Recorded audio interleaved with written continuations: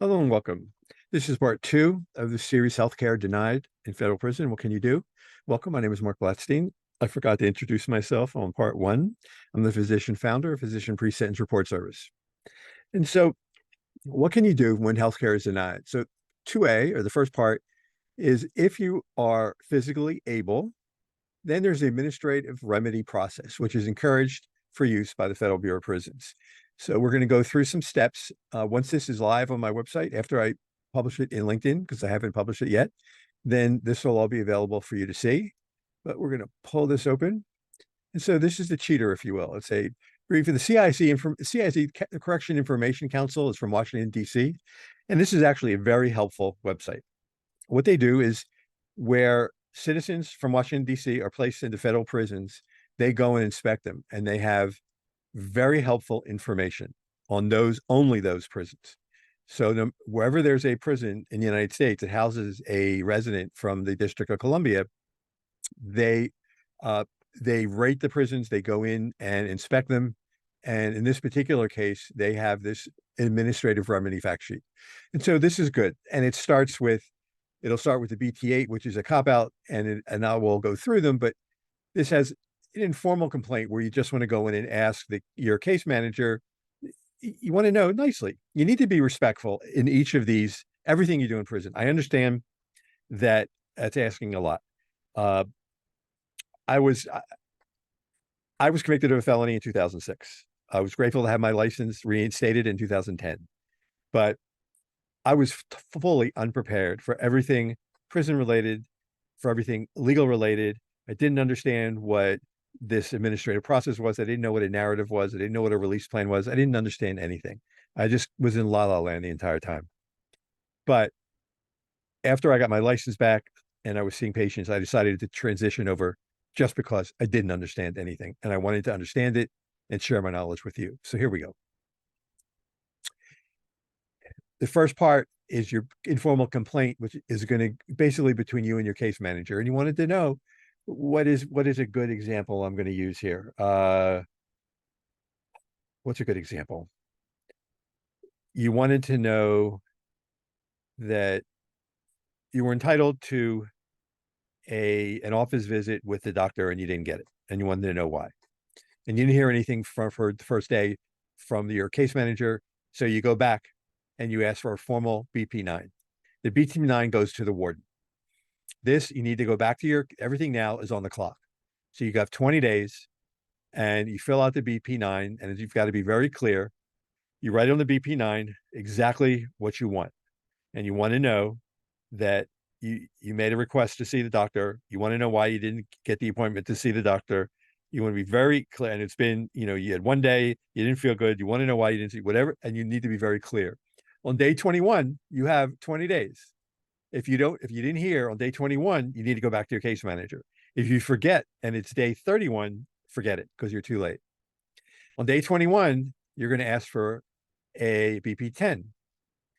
The BP10 now is going to go to the regional administrator.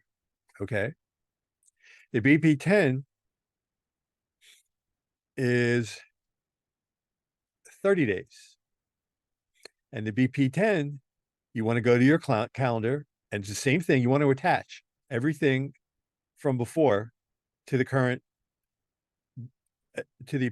current BP that you're handing out. This is getting a little confusion, so let me back up a little bit because I'm confusing myself. So this is the administrative remedy cheat sheet. Now there's a leadership contact list that I have here. Leadership contact list is everyone through the BOP, from the Peters, which is the warden, down to this is their attorney, general counsel, which is going to be the last person you may have to get a hold of. These are regional directors who you're going to be contacting if you have to. And this is acting director of National Institute of Corrections. Interesting. Okay.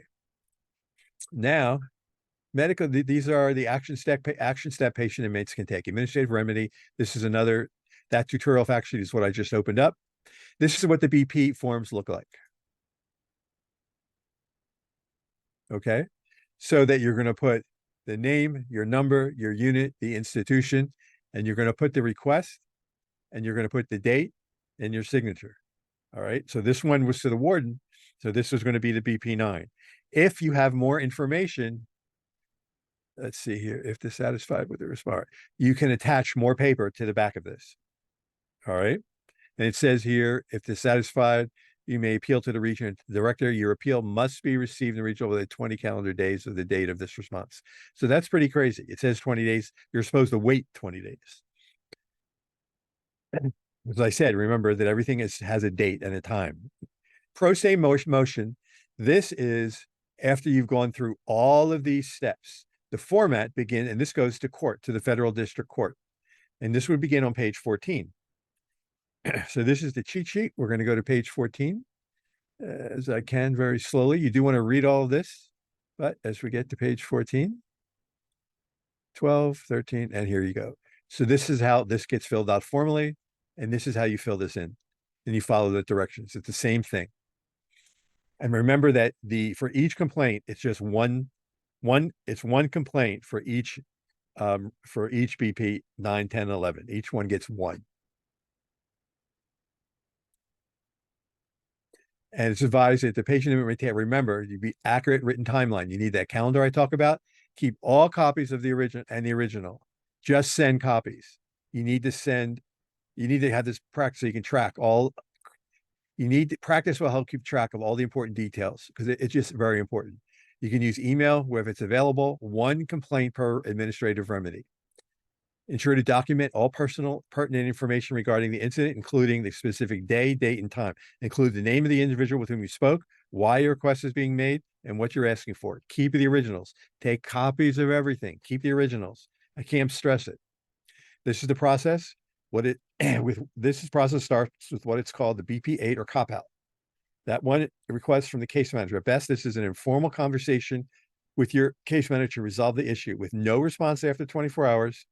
Now begins the record. The patient inmate next requests the BP9 with their case manager. They're going to log this into a book or a record.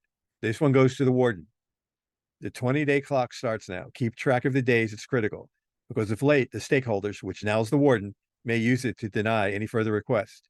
Keep copies of everything. So you want to send a copy of the BP8 or cop out with the BP9.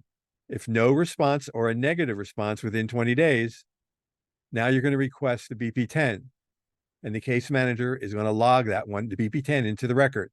This one goes to the regional director of your region. This is the 30-day clock starts. So you're going to keep track of the days. It's critical. So the stakeholder, if it's late, the stakeholders is going to deny requests. So you're going to need to have a copy of the BP8 or cop out and BP9. So we're going to use, this is all the regional directors. So let me open this up for you. Here's all the regional directors.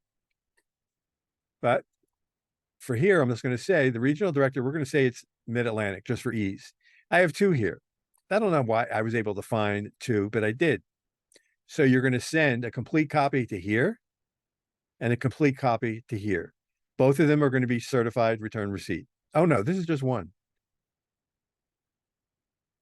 No, it's two. Send certified return receipt to both. If this is your region, then it's just one return receipt. Now we're going to go down here with no receipt on 30 days. Day 31, you're going to go request a BP 11. Again, case manager is going to log it into the record. This one goes to the Office of General Counsel in Washington, D.C. This is a 40-day clock starts. Keeping track of the days is critical. Because of late, the stakeholders again may deny requests. You're going to include the BP 8 or cop out and the 9 and the 10 with the 11 all together. You're going to have copies of everything. You're going to file it. You're going to send one to each of these. Return receipt, return receipt. Here is, just as if it comes up, yes, it does. Some of you may be too young to know who this is. Katie Couric it's famous. She's a very good reporter, and she has a nice conversation with the new Federal Bureau of Prisons Director, Colette Peters. Colette Peters came up through the ranks as a psychologist, not as a corrections person. And she's trying to change the culture, which doesn't happen overnight. And she really is trying to do everything that she can do. But it takes work, and Changing the culture from people who are used to doing it their way is not easy. This is why we and the BOP encourage everyone to do everything they can to advocate for themselves using the administrative remedy process. With no response or a negative response within 40 days, now they can go to the federal court in a pro se motion. They may have asked for an extension of another 20 calendar days. You can go to pursuant to 2241 to the court, and there's that formal format that I reviewed earlier. And you have to have copies of everything. Suppose that the patient inmate is incapacitated and can't really do anything really on their own behalf. So what happens then? Well, these are steps that the loved ones can take or the family. Again, I have administrative remedy in the fact sheet tutorial. First, it's important to maintain a notebook and keep track of the one who's of their loved ones or the person who's incarcerated of their medical care, including dates, names, phone numbers, and steps taken. Request a written description of the issue with a contact information for further details, and keep copies of everything. So this is this person keeping track of the person who's in prison. Compose a respectful letter to the warden advocating for your loved one. Certified return receipt. Present the facts, describe issues, and suggest possible solutions. Ask for an inquiry, communication, collaboration, and help. You await their reply.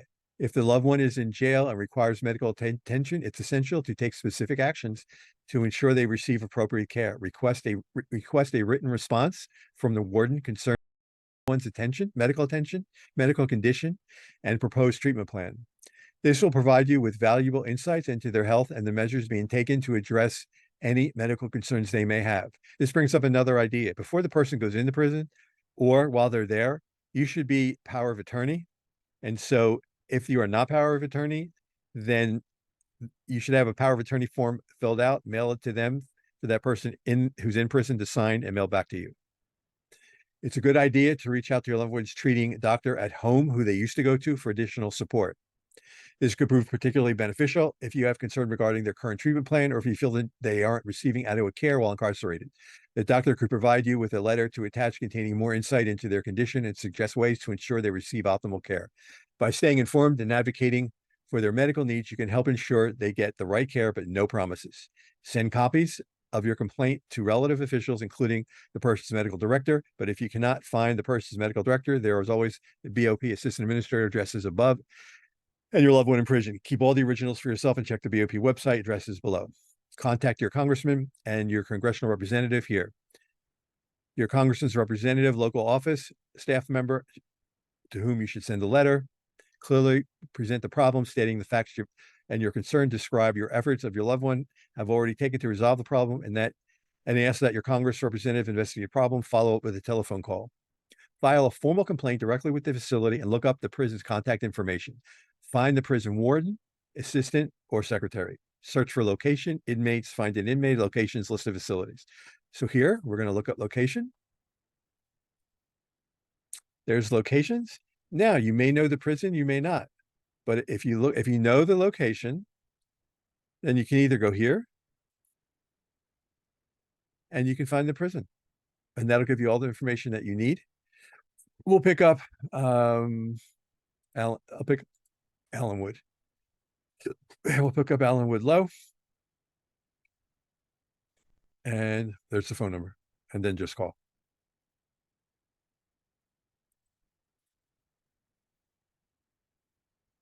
Then once you get the words inmate, you have the page name, you may have their inmate. If you need their inmate number, you can also go ahead. Let's go back to that page. And we're going to go inmate, find an inmate, and you can go ahead and put in their name, last name, race, age, sex, and that'll give you their number. Number and location, call right. You're concerned about the medical needs, lack of care, sending in a letter to the warden. You can do that too. And attaching a letter from the personal physician can also at home to provide additional context may be helpful. Again, certified return receipt. BOP is a huge government agency, but with the new BOP Director Peters is doing her best to change the culture. Next, the prison did not resolve your complaint or did not respond, file a complaint with the Bureau of Prisons regional office. And again, those regions are above.